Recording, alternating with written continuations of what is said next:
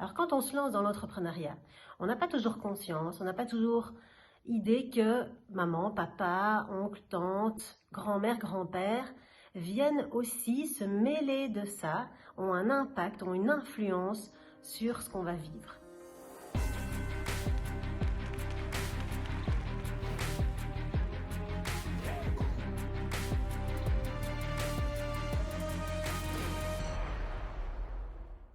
Alors bienvenue dans cette nouvelle vidéo où j'ai envie de vous parler de l'influence de nos lignées d'hommes, de femmes qui ont décidé à un moment donné d'être entrepreneurs, d'être indépendants, d'être leur propre patron ou de faire le choix d'un jour rentrer dans une entreprise, de devenir salarié, de répondre aux demandes, aux besoins, aux injonctions d'un patron, de collègues, de supérieurs.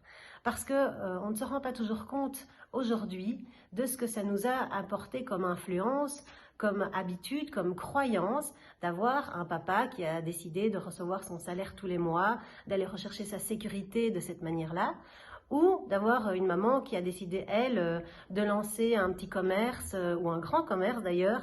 Et inversement, on peut avoir aussi l'inverse, on peut avoir deux parents salariés, on peut avoir deux parents indépendants, et ça va créer chez nous des ressentis complètement différents.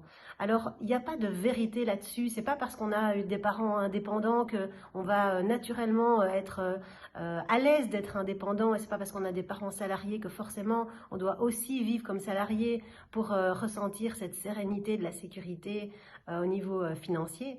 Non, il y a chaque fois des situations qui sont différentes et en fonction de ce qu'on a vécu avec les ressentis de nos parents dans leur travail, mais aussi dans la valeur qu'ils ont générée avec leur travail, ça va avoir un impact sur nous. Alors si vous réfléchissez 2 secondes, quand vous revenez du travail, que vous parlez en famille ou avec votre partenaire de ce qui s'est passé, ça va générer chez vos enfants certaines sensations, certaines croyances. Tiens, papa a travaillé très dur aujourd'hui, maman est rentrée très tard.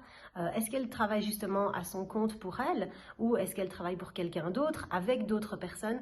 Tout ça, ça vient nourrir déjà l'inconscient des enfants. Ça vient créer déjà parfois des résistances ou des aspirations à pouvoir se projeter dans j'ai envie d'être comme maman, j'ai envie d'être comme papa. Parce qu'il ne faut pas se leurrer, on a tous envie de faire plaisir à maman et de faire plaisir à papa.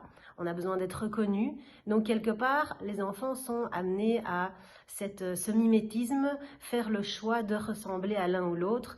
Et il va évidemment chercher quel est le parent qui a l'air d'être le plus inspirant dans sa propre recherche. Donc, tous ces mécanismes se mettent déjà en place très tôt chez nous. Et quand on regarde sur notre histoire personnelle, sur notre scénario familial, ça peut nous aider à comprendre, nous, en tant qu'entrepreneurs, qu'est-ce qui fait qu'à un moment donné, je me sens bloquée alors que j'ai une action à mettre en place. C'est pourtant pas compliqué, je dois envoyer un email et j'arrive pas à pousser sur le bouton envoyer. Qu'est-ce qui se passe pour moi? Allez regarder dans vos schémas, dans vos lignées. Est-ce que mes parents ont déjà vécu ce genre de situation, qui se sont retrouvés bloqués, se sont retrouvés coincés? Qu'est-ce que ça peut vous rappeler comme scénario qui a déjà existé, soit dans votre vie à vous, soit dans la vie de vos parents, même de vos grands-parents. Alors moi, je vous invite vraiment à aller rechercher, à poser des questions, si c'est possible, si les personnes sont encore vivantes ou que vous pouvez avoir des infos, parfois par les cousins, les oncles, les tantes, de savoir comment est-ce que grand-maman, elle a vécu son travail, comment est-ce que papy, il a fait pour générer peut-être une très belle entreprise, d'avoir fait fructifier les choses, ou comment est-ce que mon oncle là il a fait pour se retrouver en faillite. Donc toutes ces informations-là vont vous permettre de pouvoir comprendre comment vous fonctionnez, qu'est-ce qui peut avoir de l'influence sur votre fonctionnement et votre dysfonctionnement dans certains cas, et de pouvoir mettre de la lumière, éclairer les choses. Alors ça ne va pas tout résoudre d'un coup comme ça, mais ça peut permettre parfois de comprendre et de vivre en fait les choses de manière plus fluide, d'avoir quelque chose de... C'est ok en fait, je comprends maintenant pourquoi je peux avoir cette difficulté à faire le pas, ce frein à aller parler à quelqu'un, parce que j'ai déjà vu ça, j'ai déjà vécu ça, j'ai déjà eu ce ressenti, ou je porte même la mémoire d'une grand-mère, d'un grand-père qui ont vécu ces difficultés-là. Donc c'est important d'être conscient de ça en tant qu'entrepreneur. on n'est pas tout seul, isolé avec notre activité, notre business. Non, on reçoit effectivement cet héritage émotionnel, environnemental, mais aussi ces mémoires qui sont inscrites en nous, dans nos cellules, dans notre ADN.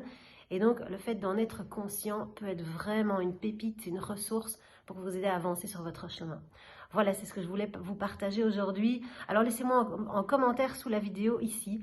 Est-ce que vous avez déjà posé ces questions-là? Est-ce que vous avez déjà questionné votre famille, mais pas juste la famille avec les parents, mais peut-être aller un peu plus loin dans les générations au-dessus de vous, de qui a vécu quoi, qui a fait quoi comme choix en termes de statut, de travail, et qu'est-ce que ça lui a apporté dans la vie? Est-ce que ça a été un bénéfice pour lui? Est-ce que ça l'a aidé à avoir vraiment des beaux résultats, une belle qualité de vie? Ou au contraire, est-ce que ça lui a pourri la vie, son choix de statut de travail, ou en tout cas d'activité professionnelle?